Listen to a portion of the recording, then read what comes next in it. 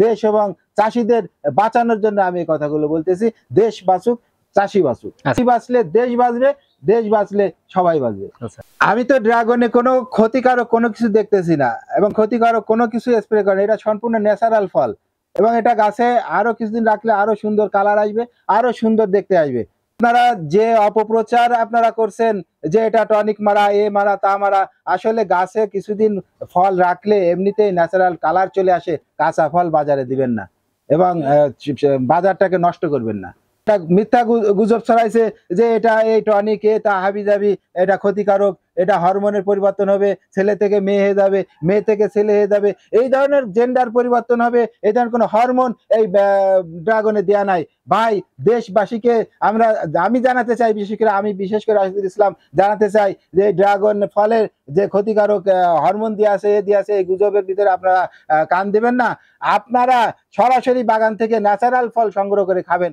শার্শা থানার সর্বপ্রথম ড্রাগন চাষ আমি শুরু করি। আমাদের এখানে ড্রাগন চাষ শুরু হয়েছিল 2016 সাল থেকে আমি ড্রাগন চাষ করি, এবং এখন বর্তমানেও আমার চাষ রয়েছে।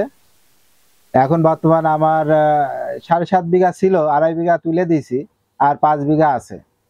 2.5 বিঘা তোলার কারণ হচ্ছে ড্রাগনের এখন বেশ একটা ধস নামছে, দাম কম, এবং খরচ খরচা দিয়ে চাষে এখন তেমন লাভ হচ্ছে না। লাভ না হওয়ার কারণে আমার চাষটা থেকে আমরা এখন মুখ ফিরাই নিচ্ছি, কারণ আবার নতুন কিছু করার চিন্তা ভাবনা, নতুন কোনো চাষে যাওয়ার চিন্তা ভাবনা করছি।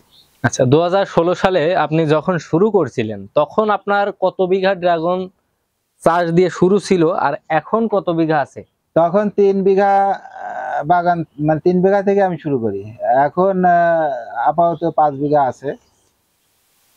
আচ্ছা, তো আপনাদের বিঘা প্রতি ড্রাগন চাষ করলে 33 শতক, 1 বিঘাতে কেমন খরচ হয়েছে তৎকালীন সময়ে, এবং বর্তমান আসলে 1 বিঘা জমিতে চাষ যদি কেউ শুরু করে কেমন খরচ হবে?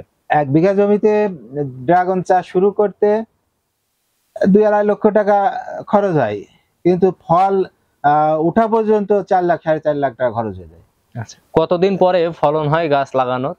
গাছ লাগানোর 1 বছরের ভিতরে ফল পাওয়া যায়। আগে দেরি হইতো, কিন্তু এখন 1 বছর, প্রথম বছরেই ফল পাওয়া যায় ইনশাল্লাহ। লাস্টের দিকে 1-2 চালান ফল পাওয়া যায়। আচ্ছা, রোগ বালাই বা আপনাদের এই যে গাছের রোগ বালাই এবং ফলনের রোগ বালাই, এটা কেমন দেখছেন আপনার বাগানে? রোগ বলতে আপনার ড্রাগন গাছে আপনার ছত্রাক লাগে, পচন লাগে, ছত্রাকনাশক স্প্রে করতে হয়। আবার পোকা লাগে, ওই ফল ছিদ্রকারী পোকা আছে, পোকাগুলো লাগে, কীটনাশক ব্যবহার করতে হয়, যেগুলো আমাদের বাংলাদেশ সরকারের অনুমোদিত, সেই সমস্ত কীটনাশকগুলো আমরা ব্যবহার করি। আচ্ছা, সার্বিক দিক থেকে আপনারা এখন বর্তমানে আসলে ড্রাগন চাষটা অতীতের চেয়ে কি ভালো আছেন, কি আসলে কি অবস্থায় ক্ষতির সম্মুখীন হচ্ছেন আসলে সেটা বলবেন। অবশ্যই আমরা এখন ভালো নাই, যেহেতু ফলের দাম নাই।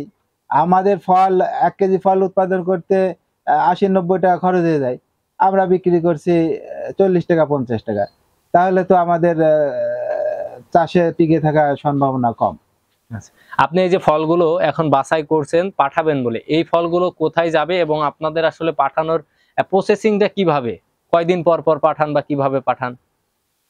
সম্পূর্ণ ন্যাচারাল পদ্ধতিতে গাছে যখন ফলে সম্পূর্ণ কালার চলে আসে, আমরা তখন এটাকে কাটিং করে ক্যারেট বিদায় করে আমরা মার্কেটিং এ পাঠাই দিই। আচ্ছা, আজকে কতটুকু উঠবে?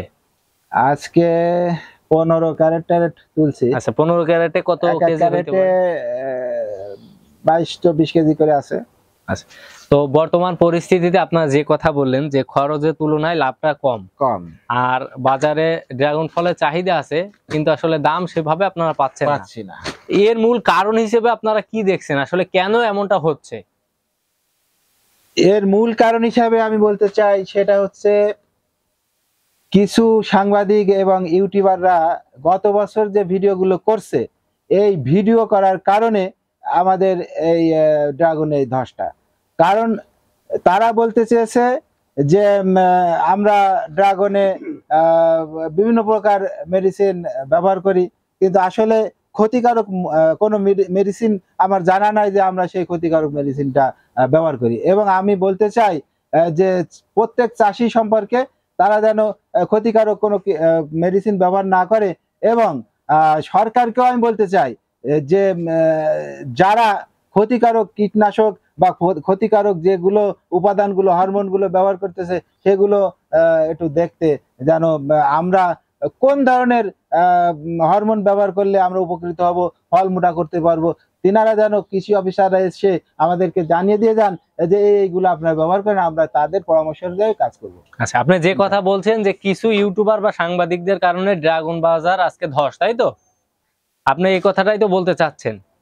অবশ্যই, কেননা এই ফলটা সম্পূর্ণ ন্যাচারাল, এই ফলের ভিতরে কোনো কিছু দেয়া নাই।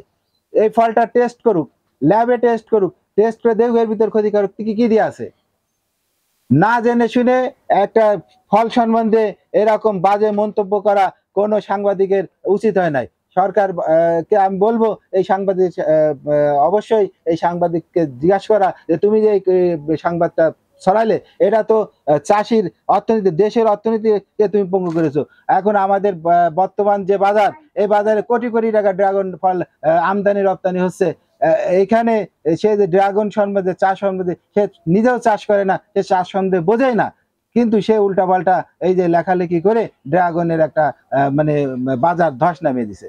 আমি বলবো যে এই সাংবাদিককে চিহ্নিত করে তার উপযুক্ত শাস্তি দেওয়ার জন্য, কারণ সে দেশের এবং দশের চাষির শত্রু। আচ্ছা, আপনি খুব সুন্দর একটা কথা বলেছেন যে বাজে মন্তব্যের কারণে যে এইখানে ড্রাগনে আমাদের স্বাস্থ্যের ক্ষতিকর এরকম একটা মিথ্যা গুঞ্জন ছড়াইছে, কিন্তু আসলেই তো বাংলাদেশের সকল চাষিরা তো সমান না।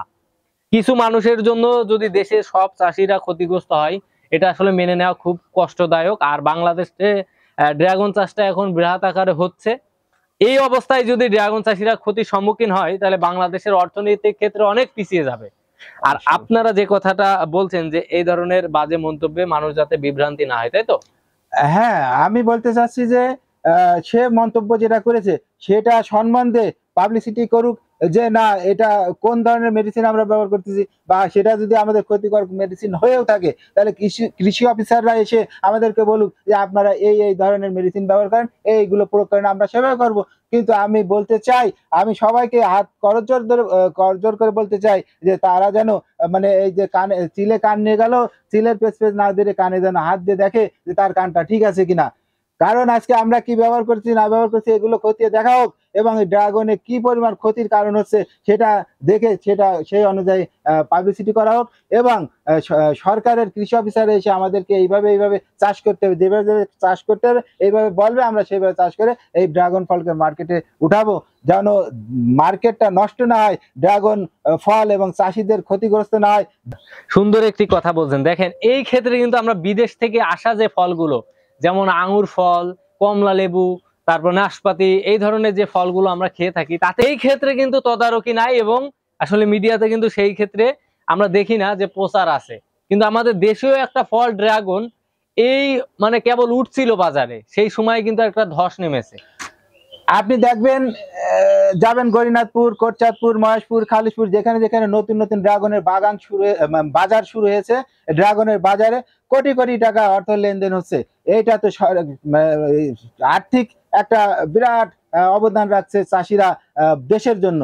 এই দেশের জন্য যে আর্থিক সহায়তা চাষিরা করতেছে, এটা অব্যাহত থাকে, যেন দেশ বাঁচুক, কৃষি বাঁচুক, কৃষির মুখে, চাষির মুখে হাসি ফুটুক। আমি এই কথাই বলে আমার কথা আমি শেষ করতেছি, যাতে দেশ বাঁচুক, চাষি বাঁচুক।